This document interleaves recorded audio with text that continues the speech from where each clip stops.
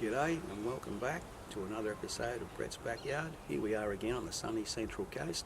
Today we're going to discuss correct plant selection. So the most important consideration is the position where you're going to put your plant. For instance, is it full sun? Is it shade? Is the plant going to tolerate the full sun?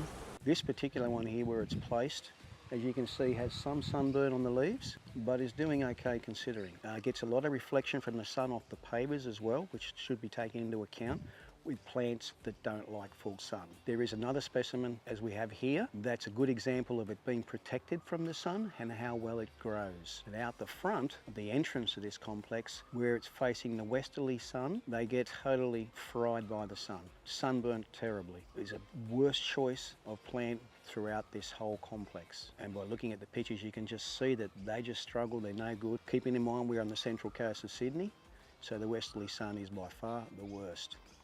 So for me, wrong plant selection. Your choice of plant is very important when it comes to safety, especially around children and people where you'll have particular plants that are very spiky. This is called a yucca, to me appropriately named, not one of my favourites. But this particular plant is too close to the footpath and it is well known for causing major eye damage for both children and adults. I've seen it planted around a lot of swimming pools as well. To me it's just totally in the wrong spot. If you want to have ground covers, use a ground cover, don't use a climber. A climber you'll be forever pruning it because it'll be trying to find something to climb up, a fence or another plant, and you'll be forever pruning it. So stick with the ground cover because it'll stay nice and low to the ground and it'll spread just as well. Once you've chosen the correct species of plant, the spacing becomes the next important consideration. There is determined distance that you should have hedging plants apart from each other. I see a lot of landscape designers put twice as many plants in the hedge. Sure, the hedge will form quicker, but once it's formed, it creates competition amongst themselves where they're fighting for soil, moisture, nutrients, space. Behind me, we have lily-pilly hedges. This particular variety here, although it still looks good, to me is possibly the wrong choice, due to the fact that its natural height is somewhere between 5 and 10 metres in height and 3 to 5 metres in width. Hence, I've got to cut it into it a lot to keep it to this couple of metres high. I believe there's a better choice. It's still a lily-pilly, but it's this particular one's called Syzygium lamanii.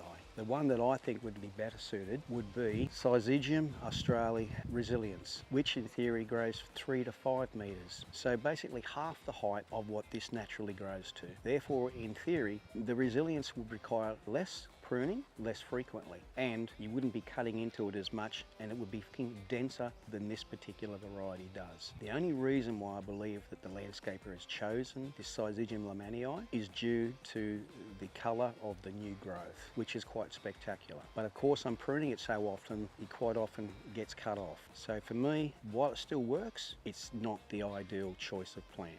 So here we are down in the creek bed of the same complex.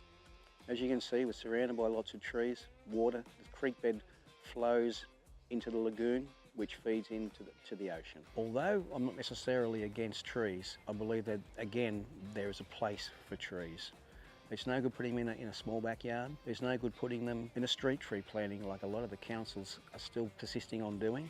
They're creating lots of damage through the wrong selection. You can see in the photos that the damage being caused by this particular tree called Lepostemon confertus, which is common name brushbox, which is an Australian native, has been used not just in this street here, but many years ago when I worked in Bellevue Hill, I witnessed extreme damage from footpaths, driveways, curbs, gutters, roadways, all from the root systems of these particular plants, which makes me wonder again why they've chosen this brushbox to go in such a small narrow area adjacent to a road and a footpath.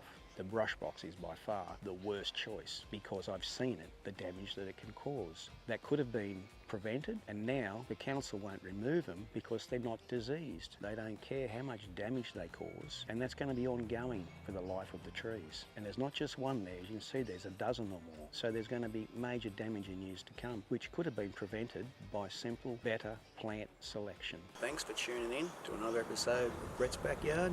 And on behalf of my cameraman, adios, compadre.